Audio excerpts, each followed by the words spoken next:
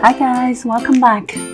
So Jim Cramer today had said in the lightning round of Mad Money to suggest to sell out of NIO soon. Let's hear what he said. Do you think NIO will delist from the exchange and go to the Hong Kong?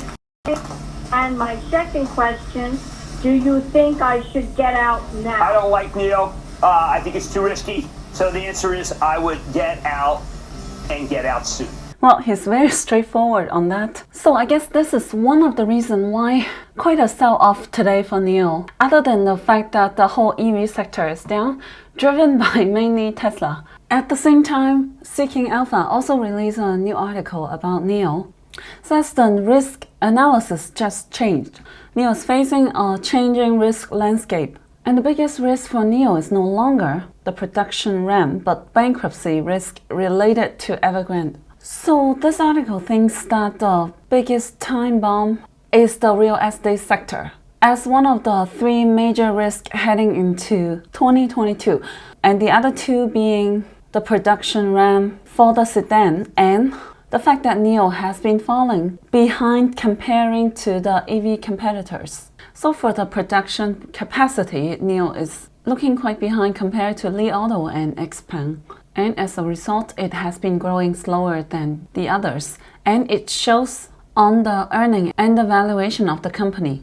So in comparison, NIO is trading at around 5 PS ratio, while Xiaopeng is trading at 7 and Li Auto 4.8. So XPeng has a higher valuation than NIO because the share price had been much stronger. Similar with Li Auto. This is a comparison. The blue and orange being XPeng and Li Auto, and the purple one is NIO. You can see the significant difference between NIO and the other two in the past few months. And on top of that, they think the biggest risk is really the macro situation regarding the real estate sector. Because if Evergrande can go bankrupt, then so would other big developers. And this would create a market crash for many Chinese EV. So they think it's gonna be worse to come. Well, I guess this article didn't even highlight the most scary risk that people refer to mostly nowadays is the delisting risk for NIO. Especially it's the only one in the three that doesn't have the second listing in Hong Kong market yet. So most people are quite fearful and uncertain about what would happen to their shares if NIO really gets delisted. So that's why there are a lot of risk factors mixing together at the same time. So a few months ago, back in August, I think, I made a video about XPeng and I said this EV stock will grow more than NIO in 2021. At that time, the share price for NIO and XPeng were the same, roughly at around 42, I think. And after these few months, NIO is sitting at 32 and XPeng is sitting at 44, at some point 56. You can see it was really around this period that the two companies started to have more and more divergence. So why did this happen? Is NIO's growth slowing down? Is it on a wrong path? How do we deal with the risk behind this? Let's discuss. So the big risk behind NIO. First of all, the manufacturing plants. Sure, because we saw a big dive in October for the manufacturing because they said they were upgrading the manufacturing plant. And we did see a big recovery for the November delivery. So we should be clear that this was a one-time thing. Plus the NIO Park should be put into use for the year of 2022. So the manufacturing problem should be more eased off, and also the chip shortage has been getting better lately. So I actually don't see this as the major risk. And for the real estate, like the Evergrande default issue. For the Evergrande, I have given my opinion many times already, so I don't want to repeat what I said. But I still believe this is a huge transition we are experiencing right now, from the old economy to the new economy. And we have been seeing this speeding up transition.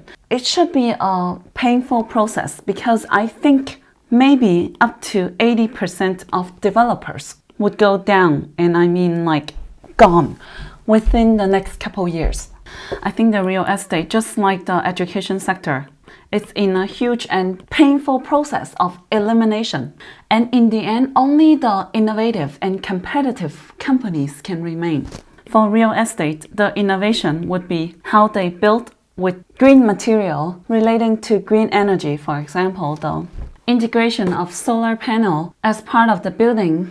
I think just for this, it would create more demand for the infrastructure building and more opportunity for the big real estate developers. But the premise is that the real estate companies need to be innovative, need to be competitive. They need to be staying ahead of the game in order to survive in this huge elimination game. I think this process would be very painful. It might create many sell-off in the middle, but at the same time opportunities. Like when the real estate sector get into the extreme desperate mode, I do think there would be opportunities to buy the dip of some real good companies. And right now, a huge driving growth engine of China's GDP is under attack. That means China needs another growth engine to drive the GDP growth for the next 1 or 2 decades. So this needs new innovation. And I just say, I think it's gonna be in the green energy. There might be more and more topics, more fears spreading out later. But it is in this kind of storm that we have to focus on just the companies that we believe in the most, because hopefully the fundamental and the earning report in the future years can prove and calm the nerve, and hopefully the valuation would catch up. And then NIO compared to the rivals, which is, for example, Xiaopeng. And for this, it's, I think, mostly because NIO has a much heavier asset than the others because of the battery swapping system. It needs to build thousands of battery swapping stations in China. And just imagine this kind of infrastructure cost. On top of that, the fact that they all want to expand overseas, and this model would create more barriers and make it slower or much slower at the beginning. So that might be the major drawbacks compared to the competitors. But right now, I think the penetration of EV is still really, really low in China. There's a huge undiscovered market to be yet open. So at this point, it's still too early to worry about competition, but more about how to make the pie bigger, how to make the EV penetration more in China. And I think Li Auto is doing a good job because of the positioning and the fact that it offers a transitory solutions. So it's able to reach more undeveloped area like the 3rd and 4th tier city, etc. So other than these risk factors that I have addressed, I would give more of the risk that I don't hear much, but I still want to share with you. A lot of people worry about the delisting problem because it might become another DD that is forced by the CCP to delist from the US. And I think the DD case is special for DD because of the mapping data that it was able to get. And the shareholder structure, the fact that the major shareholders are like SoftBank, Uber, Apple, etc. All of these are non-Chinese. And the IPO procedure going against the normal procedure of the CCP without getting approved by the top decision makers. So I think all of this make DD a quite special case and individual case. I don't think at this point that the Chinese government would force NIO to get delisted yet, at least not at this point. But I do see a potential threat there because of the software. The autonomous drive system right now is a collaboration between NIO and Mobileye, and Mobileye is a US company who would be able to get access to a lot of the driving and road or mapping information through NIO. And I think this would be more of a potential threat, a potential time bomb for me. But at least they are using the Chinese mapping companies. Like they could be working with LKCO for their mapping solutions for the autonomous drive. But this same problem also applied to Xiaopeng as well. They're working with NVIDIA and also a US company with the China-US relationship not getting any better. I don't have any hope for that.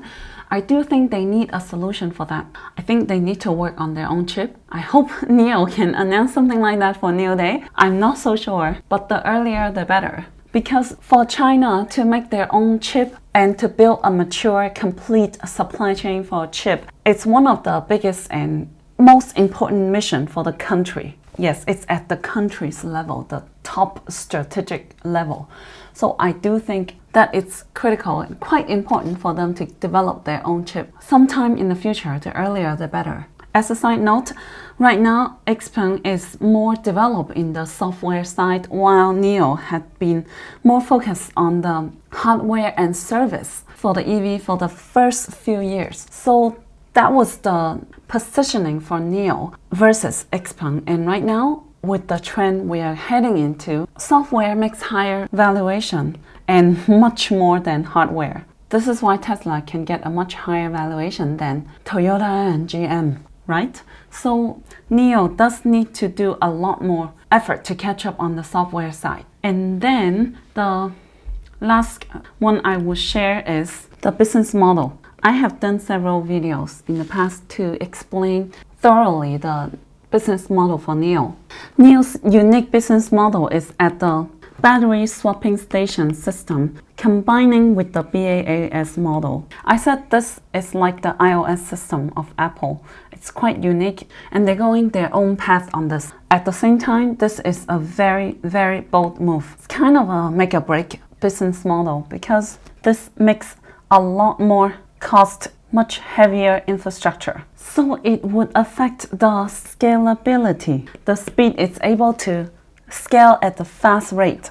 Right now, everyone is competing how fast they can grow because the faster you take the market, the faster you grow this consumer habit and the more sticky your brand becomes because it's actually setting up a standard. It's becoming a new norms. Everyone is competing who can scale faster because of that. But because of this DNA, the business model, it would decide the scalability, especially at the beginning. Right now, NIO is experiencing a bottleneck for this. Every company needs to experience a different stage. At the beginning, it's 0. And to move from 0 to 1 and then n and n plus 1. So to move from 0 to 1 is to prove the business model works. The business is able to gain its own market share for the advantage of the moat of the company. That's from 0 to 1. It can prove with just a small group of users. But to move from 1 to n, this is to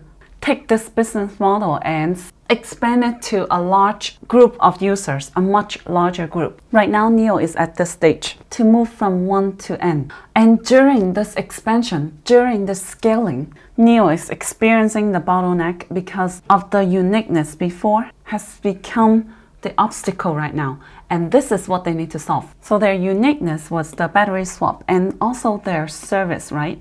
But the fact that they're scaling up right now and the speed of building battery swap stations is not as fast as the growth. And the service that they were famous for, the fact that they can treat every user as individuals and serve them well, this would become another difficulty on the process of scaling.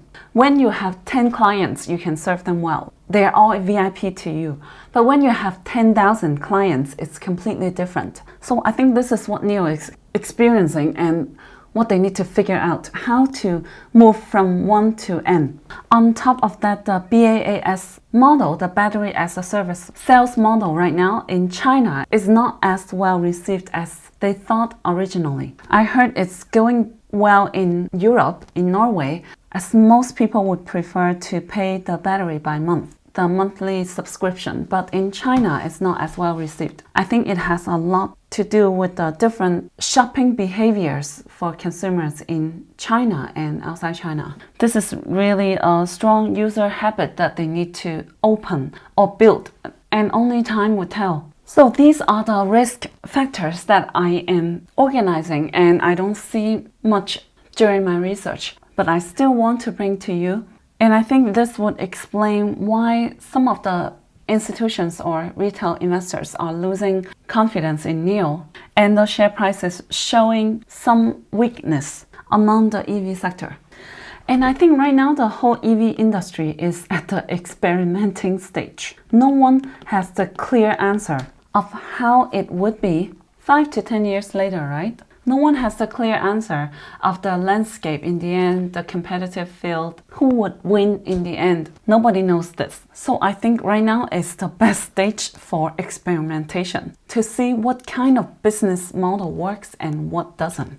Especially this is a lot more complicated than the traditional car industry. Before, the valuation is so simple. It's just how many cars they sell, how much market share you take, and the margin or profit. That's how you get the valuation. But right now, the EV is a lot more complicated. It is related to the energy structure, the energy industry, huge reform, the global environment, the software, the smart car service, the robo-taxi, everything making valuation so complicated. The industry is a lot more complicated. Whatever competition we are seeing right now, I think it's only the preliminary stage. And I think they almost don't matter at this point. I think the real competition would not start until like 2025, when everybody has got their cars out, when more and more consumers have turned electric, when more and more habits are formed. So I think not until the year of 2025, it is the beginning of the fierce competition. And right now, all the EV companies are just setting up for this competition a few years later.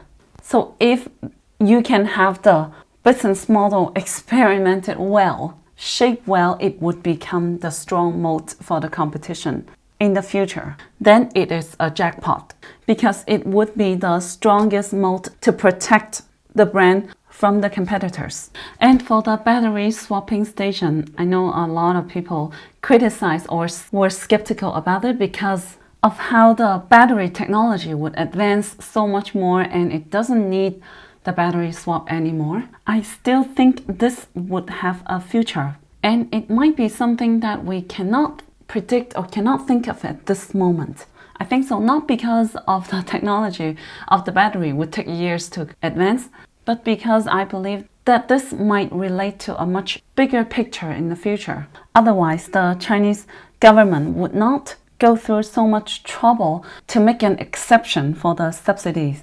I don't know if you still remember the government policy for the EV subsidies from last year, 2020. It says that it's not covering for the cars above 300,000 RMB, and the bracket says except for the battery swap models. And this at that time should be directly targeting NIO, directly encouraging or helping NIO to pursue this battery swapping business model, right? So if the government encouraged that so much, I believe there is a good chance that they have much bigger plan with it. And if this doesn't work, then why would Geely do the same thing and plan to also build thousands of battery swapping stations in China?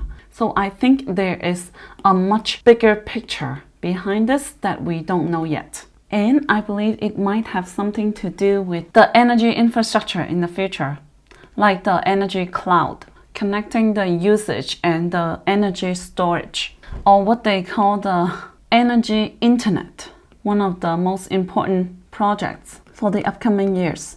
I might talk more about this for a separate video in the future.